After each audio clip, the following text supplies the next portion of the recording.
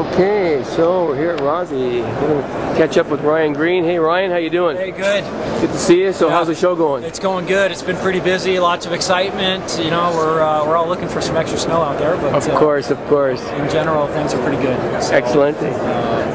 So it'd be great to hear what you have that's new for everybody for next season. Why don't you walk us through what's new from Rossi? Okay, so here we have our racing and performance category. Basically skate and classic skis, and we'll just kind of work our way through the line. Sure. We have Axiom is still the flagship product for us. Sure. So the Axiom skate ski, we have an S1 and S2. S2 is kind of the go-to ski for us. It works well in a variety of conditions. And then the S1's a much stiffer ski. It's got a little bit lower, stiffer camber to it. We use it as a sprint ski, or if we have a really strong individual, we'll put them on an S1 as well.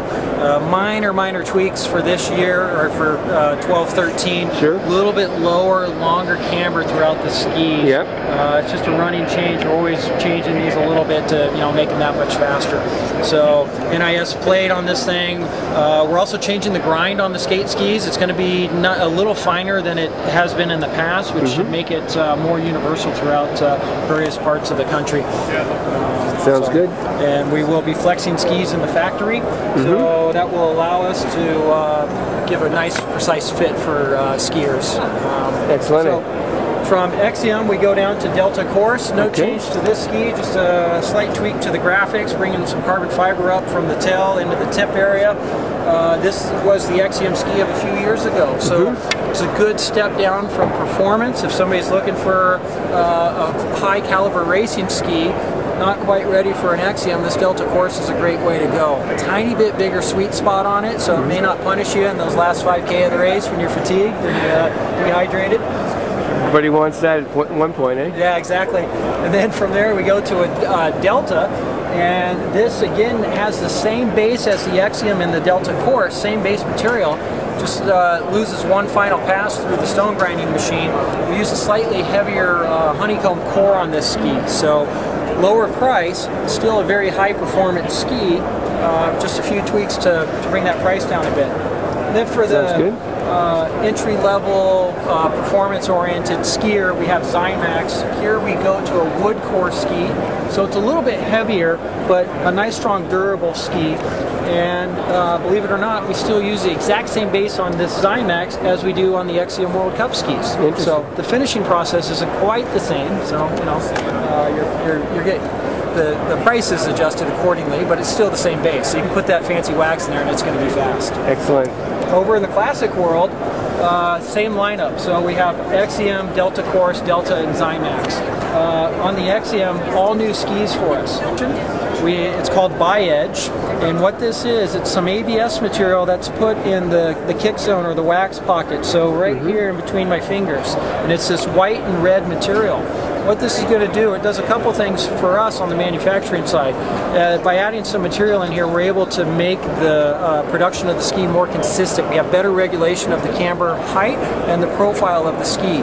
So if we're making some skis on Tuesday and then somebody else is making them on a Friday, much more tighter consistency between those skis.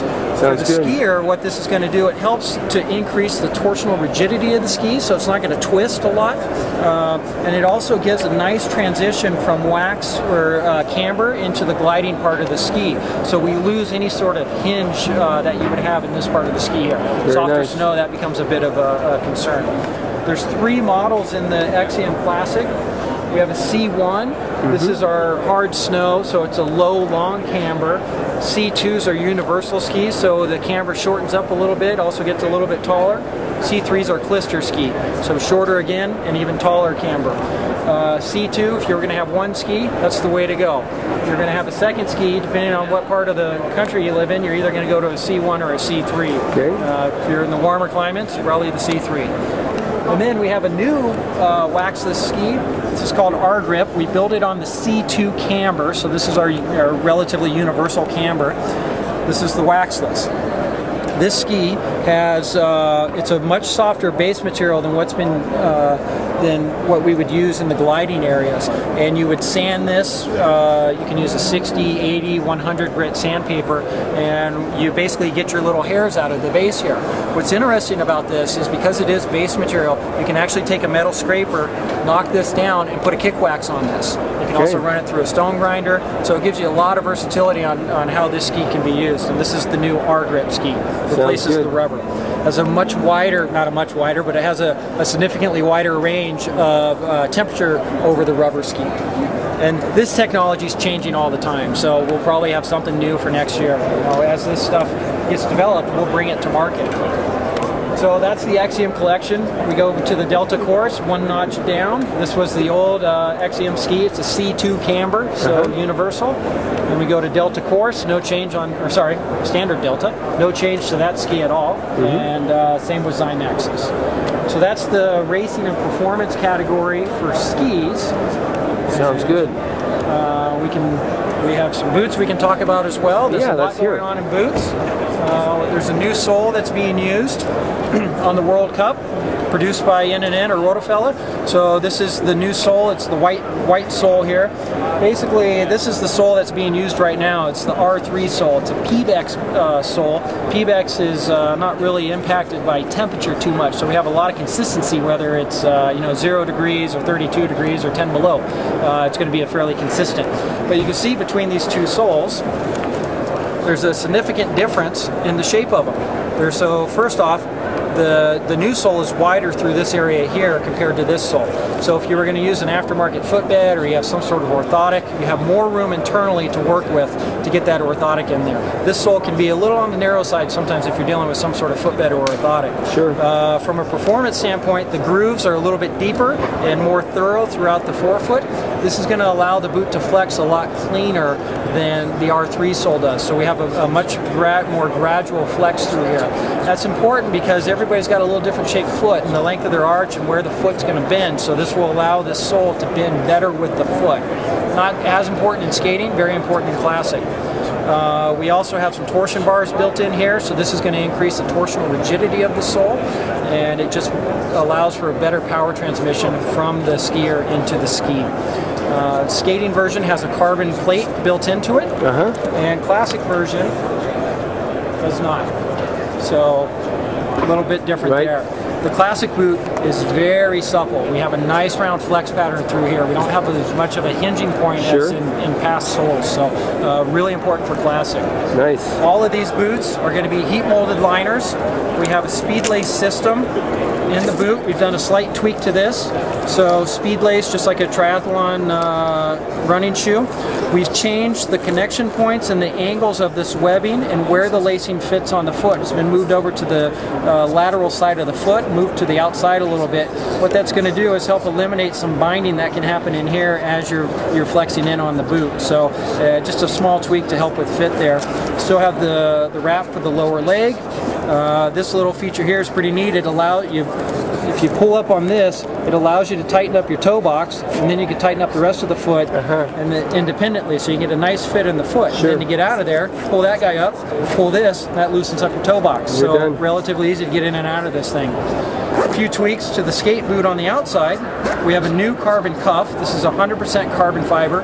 It's extremely thin, and it allows us to give a nice anatomical shape. So we have a nice profile for the lower leg to the medial and lateral side. So it's going to fit the leg a little bit better. Good support laterally. A lot of power transmission going into the skis. This boot's 50 grams lighter than the current boot that's on the market. That comes from using a new carbon cuff and then this new sole. So a lot going on here in this new Axiom boot. Still available in a standard fit and a low volume fit. On the classic side of the business, everything we talked about on the sole applies here as well. So the nice soft flexing grooves, the torsion bars, so it's not going to twist as much. We lose the carbon plate in here because we don't need it for classic. We still have a heat molded liner, speed lacing system. Everything's been moved off to the lateral side a little bit. Heat molded, standard or low volume fit on this one as well. And then the Pursuit boots for us are skate uppers with classic soles. So it has that nice soft classic sole, right. and everything we talked about here on the XCM skate boot. There you go. A lot of performance there. Best of both worlds. Yep. And then the rest of the line remains unchanged. So we still have the X10, that's a notch down from the XCMs. A little more padding built into these boots for additional warmth or comfort. So skate and classic. And then from there we go to the X8, which has a little bit different cuff on it. This is, we use dual density on the X10, we use a single density cuff on the X8. We go to a Velcro strap, still heat moldable, still the lace lock that we use in the XCM products. Skate, classic, Pursuit. And then we have X6, which is again a little bit lower cuff. We go from the R3 sole to a little bit softer sole on the X6. So we have some products for the elite World Cup level athletes, all the way down to maybe a high school athlete who's just getting into it, or somebody who's coming from running or cycling or something and wants to kind of get into skating or classic skiing. So a variety of products to fit the needs of everybody out there. Really nice. That's great. Lots of new stuff from Rossi. We want to thank you for spending time with us, and wish you all the best with the rest of the show. Thank you.